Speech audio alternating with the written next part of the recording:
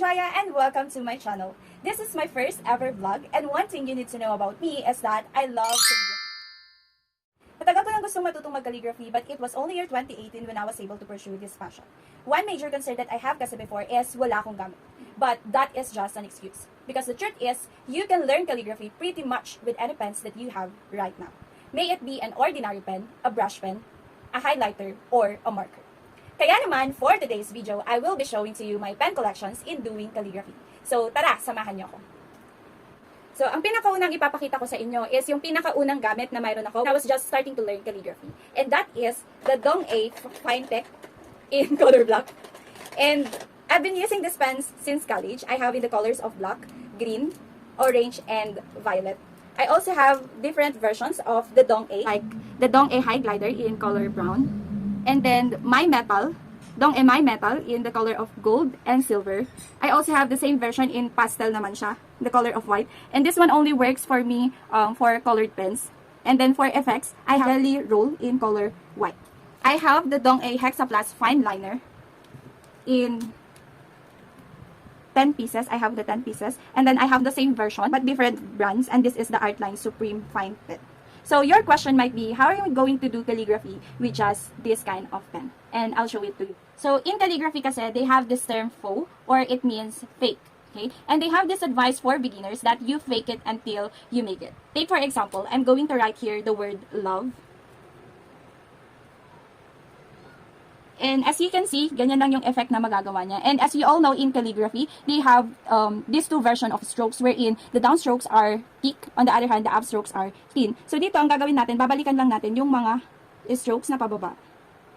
And they say that faux calligraphy is the very easiest way for you to learn calligraphy. However, it's very time consuming. But it really helps a lot because there would be an effect with regards to your muscle memory. You're able to remember already that every upstrokes is thin and every downstrokes would be thick. And that's how it looks like. I also have different versions of ordinary pens like this one. I don't know how to pronounce the brand, but I'll try. It's Zukiya. Neon colors. And I also have this version, which is the pastel colors. And then the very expensive fine liner that I have is the Sharpie. And this is a gift from my sister. On the other hand, a very budget-friendly pen that I have naman is the MNG. I have these different colors. So that's all.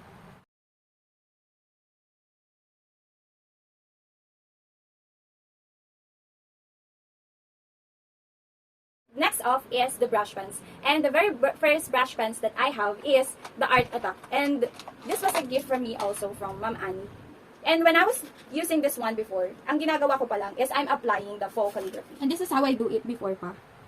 I still write the word love. And then, binabalikan ko yung mga downstrokes. Yan. Yan.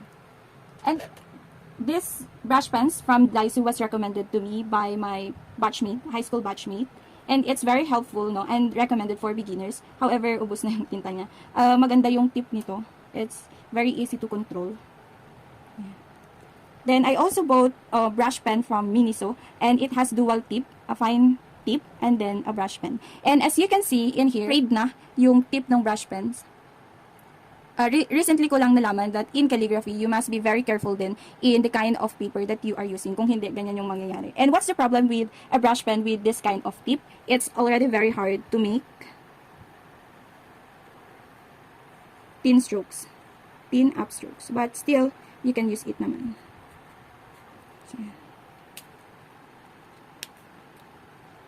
Then I have here the Artline sticks. It's very budget friendly, and it's very highly recommended for beginners. But I don't like this one because it's very masyado siyang mataba. Same goes with the tip. But if you want to make a very dramatic lettering, it's good to use the Artline sticks. I have here the Pigma brush, and this one is my favorite because it's very easy. When you use this one, it's very easy to make thick strokes and makapal na strokes. But if you aren't an expert, gaya ko na hindi expert, it's very visible yung pagginig ng kamay natin. I have here also the Koi coloring brush pen, and then the Yoka brush pens. Ayan. And I have the Sta metallic brush pens. This one is very thin. It's like the Stabilo. It's like a pen, but this one, it's not easy to control the tip. And then, may nabili rin akong brush pens sa Lazada. It's less than 300 pesos, but you already have these different colors. So, it's very highly recommended also because it has a dual tip, a fine liner, and then a brush. Next is the marker. So, I only have few. I have the Sta metallic pen in the shades. And then, I have also the Miniso metallic color pen. And also the Crayola Super. I've been watching a lot of video tutorials regarding calligraphy, and they highly recommend this one for beginners. I really want to have this one, and recently ko lang siya nabili at nahanap sa stores. Why is it recommended for beginners? Because as you can see, it has a cone-shaped tip. Okay, and it's very easy for you to control the tip of the pen, and it would be easier for you to do the calligraphy like this one.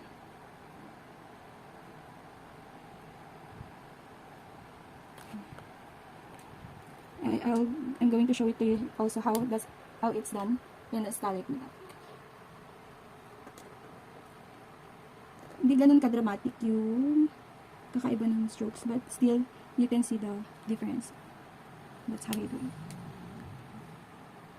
I bought the 50 pieces Crayola super markers, and we have these different colors. My heart went oops. Last but not the least are the highlighters. I have here in the brands of Shining. These highlighters, I've been using this one since I was reviewing for the board examination, and up until today, sumusulat pa rin naman siya. I also have the Stabilo Boss, and then the I-High 3.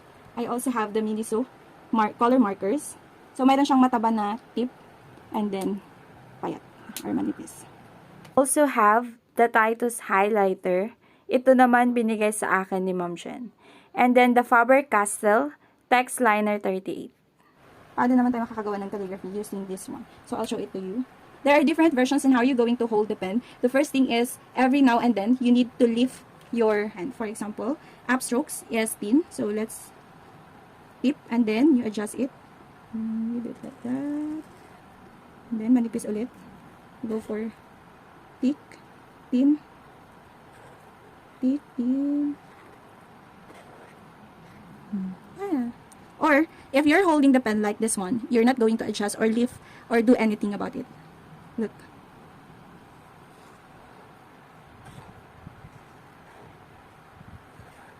See? So, yun lahat yung mga pens na mayroon ako. And I hope na nag-enjoy kayo and it helps you in your calligraphy journey. Through my calligraphy journey, I have this realization that you have to let people know. Know about what? Know about the things that you are really passionate about.